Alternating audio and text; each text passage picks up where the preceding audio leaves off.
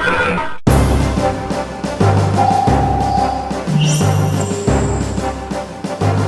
Hacker News Network presents HNN Cast with your host, Space Rogue.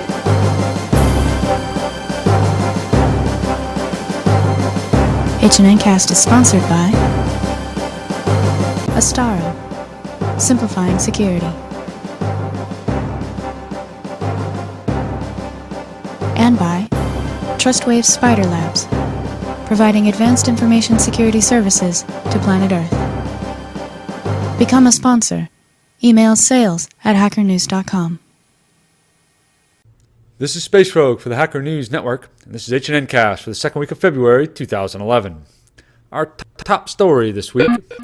There was a lot of FUD this week surrounding reports of an electronic break-in at the NASDAQ stock exchange.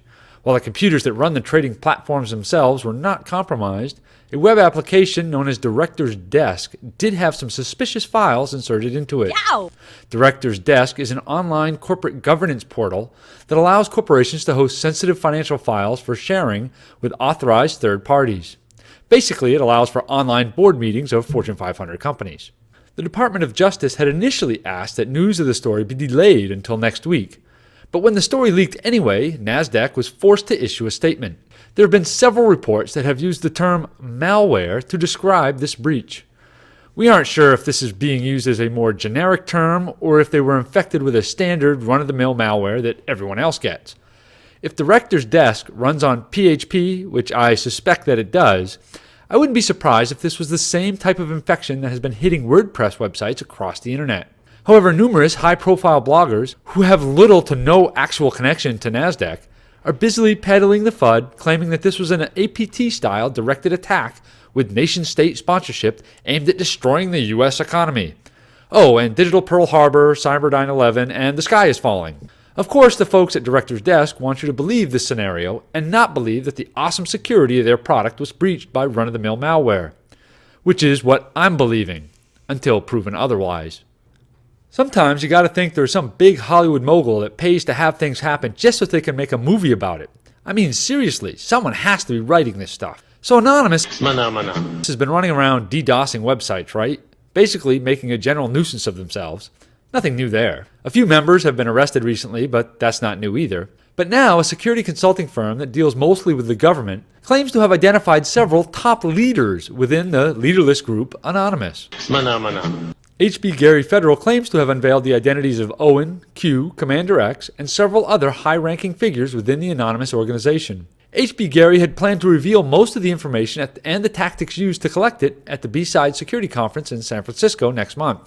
All pretty normal stuff so far, but not so fast. Now for the Hollywood part. After having learned of the possible infiltration into their ranks, Anonymous struck back. While most people were busy drinking beer and watching a small sporting event on TV, members of Anonymous attacked the HB Gary site directly. They got in and maintained control for about 30 hours before they started to deface web pages, delete backups, and grab the mail spool to later post to BitTorrent. Once they had the mail spool, the Twitter and LinkedIn accounts of the company's officers were easily pickings. Then, using a little social engineering, they were able to gain access to rootkit.com, a site run by HB Gary, and RM that as well.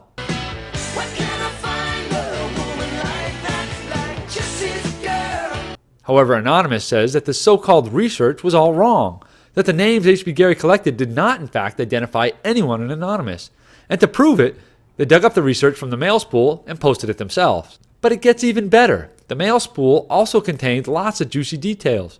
Things like how HB Gary was planning to start a war of words between the group and his company in an effort to generate publicity and therefore new clients. The mail spool also revealed how HB Gary was planning on selling its research to the FBI and how they had pitched their services to Bank of America to take down WikiLeaks. Like I said, someone has to be writing this stuff. I suspect someone at HB Gary will be selling the movie rights to this story. They haven't had much to say about the whole thing either, other than cancel their talk at B-Sides. The lessons to be learned from all of this? There are many. One being that before you go around poking angry mobs, make sure your own house is in order. Of course, despite all of this, Anonymous is still out there causing mayhem. Most recently, starting Operation Italy, which was launched when WikiLeaks unveiled a cable describing a new Italian media law. Operation Italy targeted a DDoS attack against Governo.it, the main website for the Italian government. And then there is the evidence seized by the FBI a couple of weeks ago after all those DDoS attacks in support of WikiLeaks. The evidence should have appeared in front of a grand jury in San Jose last week, just as we recorded this episode. We'll let you know the outcome, if any, next week. You remember the RBS WorldPay debacle, right? No? Let me refresh your memory. Back in 2008, RBS WorldPay was pwned pretty badly. The bad guys were able to get into the payroll card processing system and withdrew over $9 million from over 2,000 ATMs and almost 300 cities worldwide in less than 12 hours. Yeah, they got caught. At least 8 people were indicted for the crime from Russia, Georgia, Estonia, and Moldova. The original indictment also listed an unnamed Hacker 3. Hacker 3 was eventually identified as Eugene Anakin, and last week he received his sentence, 5 years suspended and 3 years probation. That's right, steal $9 million and get no jail time. And you wonder why the United States prefers to extradite its criminals as opposed to letting them stand local trial? You hear that, Gary McKinnon? And our last story before the break is a short one, but it's important. Google is now offering two-factor authentication with all of its accounts for free. It takes a few minutes to set up, but allows you to use your cell phone as your token generator, either via a phone call, an SMS text message, or an app. We recommend everyone do this now. Well, at least wait until H&N Cast is over. Two-factor isn't the promised land by any means, but 2 is way better than 1. We'll be back with more H&N Cast right after these messages. You're watching Hacker News, hacker media that hasn't been owned.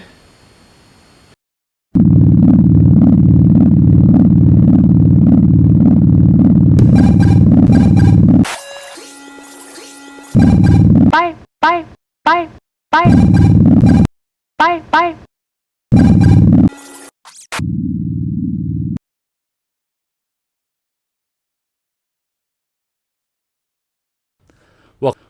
Welcome back to H&N Cast.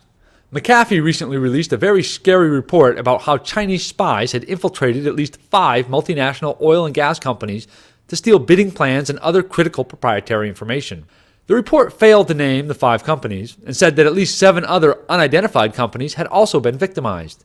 McAfee blamed targeted phishing attacks and lax website security as vectors for the intrusions. McAfee was quick to mention that they did not believe the attacks were state-sponsored, but that they had been ongoing for between 2 and 4 years. Then they give the whole thing a cool, marketable name. McAfee calls it Operation Night Dragon. Ooh, scary. Okay, I need to say something here. If companies are going to release these tell-all reports, then they need to tell a little bit more.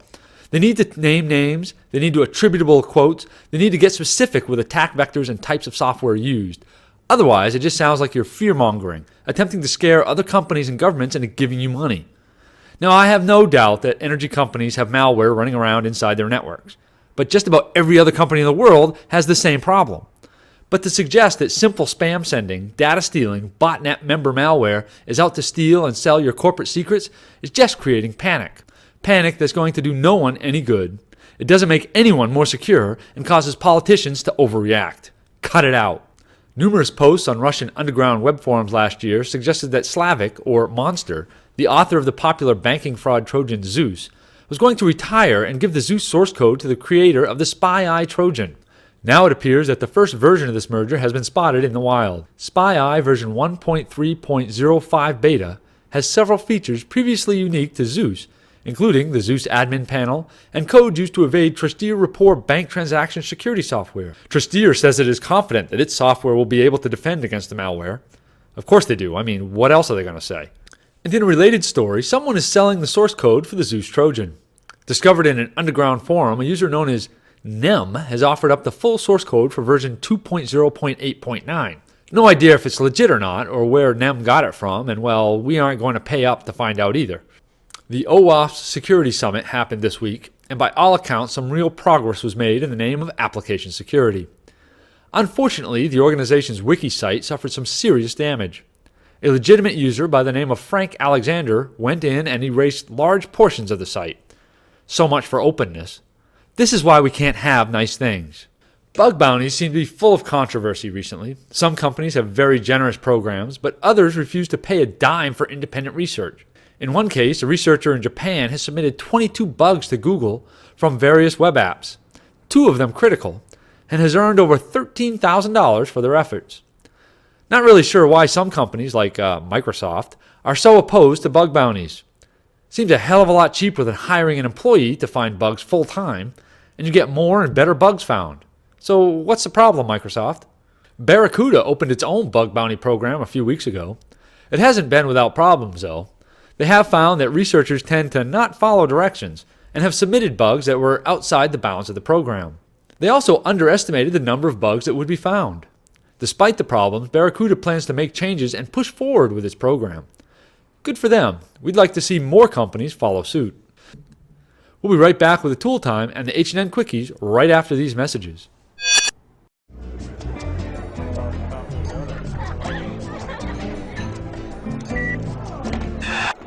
Can we get an end-user license agreement attorney and registered 3?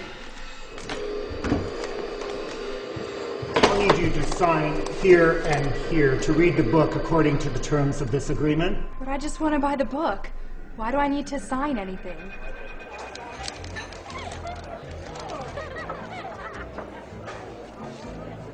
Does everybody know what time it is? Tool time! That's right, Bimfer Tools is proud to present Space Rogue. That's right, it's tool time again. Another quick hardware tool to tell you about this week. You may remember last year when KeyKeriKey was released at CanSec West and was used to sniff the traffic of wireless keyboards. Well, the research has been expanded on by Tavis Goodspeed, who has hacked an old Next Hope badge to do the similar duty as a wireless keyboard sniffer. If you're interested, we have the links at hackernews.com. That's it for hardware. Now for the softwares. We have updates of Green Poison, clamAV, openDLP, aidsql, seccubus, Snort, the Metasploit Framework, Beef, and Mavi Tuna's Netsparker. If you run those, get your updates. As a side note, there is a fix out for Armitage, which broke with the 3.5.2 update to Metasploit. And it's sort of an update, but Veracode has expanded its free online code examination to not only include JavaScript, but also iOS and Android, at least for a limited time. So hey, no excuses for crappy code. Also, Nmap 5.5 We're in the pipe, 5 by 5. is now out for Android. According to a tweet by DDZ, you can install it or any app remotely onto the Android of anyone whose Gmail password you have. Not exactly Nmap specific, but since we're talking about the Android, we figured we'd throw that in there. And now, into the fresh, with some new tools. Network Miner is a network forensic analysis tool, NFAT, for Windows. Network Miner can be used as a passive network sniffer packet capturing tool in order to detect operating systems, sessions, host names, open ports, etc., without putting any traffic on the network. Network Miner can also parse PCAP files for offline analysis and to regenerate, reassemble transmitted files and certificates from PCAP files. If for some reason you don't trust Foundstone or have problems getting their SLD digger to run on your system, there is now a noteworthy alternative. SSL Diagnose is up at the vulnerability database. It analyzes and rates ciphers and works against POP3S, SIP, SMTP, and FTPS, as well as HTTPS. SSL Digger and SSL Diagnose would probably both be obsolete if Nessus would just report on SSL ciphers in a friendlier way. Until then, use either to inventory and risk rank your SSL server's cipher suites. KoreLogic has released a nice collection of word lists. That's always a nice research to know about. Check them out at the contest.korelogic.com. That's with a K. And finally, out on the horizon, eEye is promising to release a zero-day scanner this March. I guess they realize that they've lost some notable security talent that earned them their original reputation. Perhaps this is their effort to prove themselves again. Not only will this tool be of potential use to security testers, it may just be an indicator of just how cutting-edge eEye is or is not these days. We'll be keeping an eye on you, eEye. That's it for this week's Tool Time. Join us next week for our salute to Tool Time. And now for a few quick stories we found on the net this week. No celebrities to tell you about this week, but there have been some issues with lawmakers in the state of Missouri. 5 staffers within the Capitol have had their Facebook accounts breached. The connection? All 5 have used the open Wi-Fi in the Capitol provided for visitors. Looks like someone in Missouri has been having a little fun with Fire Sheep. Wait, wasn't Facebook going to turn on SSL for everyone? The protests in Egypt have not just been happening in Tahrir Square. They have been happening online as well. A banner ad on the website for the broadcaster Al Jazeera was replaced with a slogan saying, "Together for the collapse of Egypt," which linked to a page criticizing the broadcaster. And of course, after the tyrants in Egypt turned off their internet, the lawmakers in the United States want the ability to do the same thing. Evidently, they have been going around saying that if they can't turn off the net, then bad guys will be able to open the floodgates at Hoover Dam. No, they can't. Thankfully, the Bureau of Reclamation, which runs the dam, is trying to get the word out that that can't actually happen. Hopefully, people listen. The cybersecurity challenge in the UK has completed its third and final stage. The 3 stages consisted of a treasure hunt, a network defense competition, and a forensics challenge. The top 3 finishers of all 3 stages will compete in the final stage to be held in Bristol at the HP Labs on March 5th. I had no idea that a site like this existed, but an online RPG known as Jail Lords allows you to play the role of a prison inmate, exchanging cigarettes, bribing guards, joining gangs, and yes, even other stuff. Anyway, jaillords.com was breached, and its password list posted online. If you're still using the same password on multiple sites, you really haven't been paying attention. A few notable defacements to tell you about. The Gaza hackers team, based in Palestine, took credit for defacing the website of the Jewish People's Policy Institute. And ClassicCars.com was defaced by a group out of Indonesia. The French website for WordPress was recently redirected to a site auto-downloading fake antivirus software. And the Jordanian security service had to issue a statement denying any involvement in taking offline the Amman News website after the chief editor of the site accused the government of forcing it offline. Okay, who remembers Captain Midnight? Yeah, that guy. The guy who took over the HBO signal for 4.5 minutes back in 1986. Well, some things never change. The FBI has just recently arrested a Tucson man for doing the same thing to the Tucson area Comcast broadcast of the Super Bowl last year. He's been charged with fraud and computer tampering after he interrupted last year's Super Bowl with 37 seconds of good old-fashioned porn. If you have an iPhone and you depend on your passcode to keep all your corporate secrets safe, well, shame on you. If someone steals your phone or otherwise gets physical access to it, they can easily jailbreak the phone, suck down all your data, and find all of your passwords. The whole process takes about 6 minutes.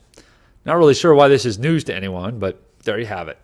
Foreign Secretary William Hague of the UK is claiming that a few ZeuS malware infestations and phishing attempts equals a sustained and targeted attack against the UK defense establishment. If that's the case, then my grandmother is also under a sustained and targeted attack.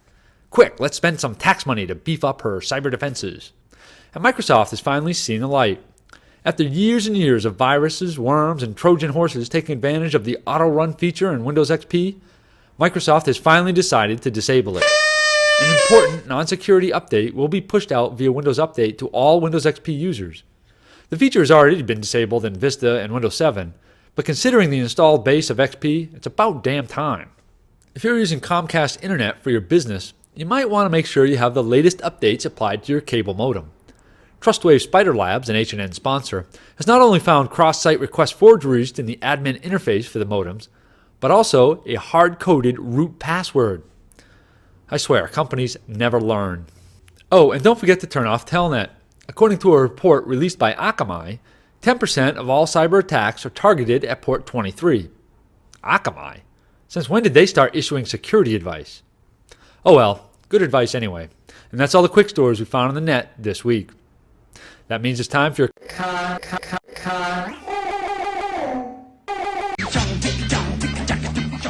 Kung Fu is sponsored by Source Conference, a global security, technology, and business forum. I really think that BrewCon should think about changing its name to BeerCon.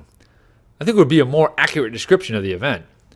Despite the vast quantities of fermented hops that will be consumed during the conference, there's usually a very good talks presented as well. This year, BrewCon is September the 19th and 20th, but they have already opened their call for papers, so submit early and often. You might remember HackKidCon, which had its inaugural event last fall in Boston. Well, they are starting to expand their framework and are hoping to get other events started in Atlanta, San Francisco, Australia, and even the Netherlands. If you're interested in helping out, we have the link for you at hackernews.com. Besides New Delhi, that's right, India, has finally announced a date as October 22nd and 23rd to coincide with the holidays of Dussehra and Diwali, And they've also announced at least one speaker, Johnny Long from Hackers for Charities, will be presenting there. And if you're watching this episode as soon as we released it, then you still have time to submit a talk for B-Sides London. They are out of tickets, so speaking is the only way to get in. So this is where we normally air the Stack of Shame, but we are now 1 week into the Zero Day Initiative's new era of vulnerability disclosure. Up till last week, ZDI has kept details of the vulnerabilities they catalog private, at least until the vendor has a patch ready for a coordinated release. Sometimes that has been enough from a consumer point of view. Often enough, however, it has not been enough, and vendors simply ignore the faults they're shipping out to their customers. Until last Friday, there has been no downside to doing that, and vendors like Real Networks, HP, IBM, and Microsoft have left their customers exposed to high-risk vulnerabilities for years. You've seen the birthdays right here on H&N for 1, 2, and even 3-year-old vulnerabilities that were never fixed. So how did Day Zero really stack up? Some naysayers said ZDI would never drop the bomb. Surely, well-funded legal departments of those on the Stack of Shame would scare off ZDI's corporate parent HP, who themselves had several vulnerabilities on the list. We here at H&N expected the opposite, that there would be no vulnerabilities that did not drop. We've been saying for 6 months straight now that there was no excuse for anyone not having a fix by Day Zero. Vulnerabilities that were open for 2 years were given a final 6-month warning that the details of their vulnerabilities would be made public, fix or no fix. Well, it wasn't so black and white. 14 vulnerabilities generated no vendor commitment for a fix by February 4th. As of the 7th, when ZDI started releasing, there are still 12 vulnerabilities that are more than 6 months old and are not disclosed. Doesn't look good. But ZDI has assured us here at H&N that every vendor still on that February 4th release schedule now has a specific and timely date. The excuses vary from last minute, they sold the code but we now have a commitment from the new guys, to it's scheduled for the next patch Tuesday. We're keeping an eye on you and your people, Marcus. Don't let these relics see March, or you lose ours and many other people's respect. And now, without further ado, the Stack of Shame.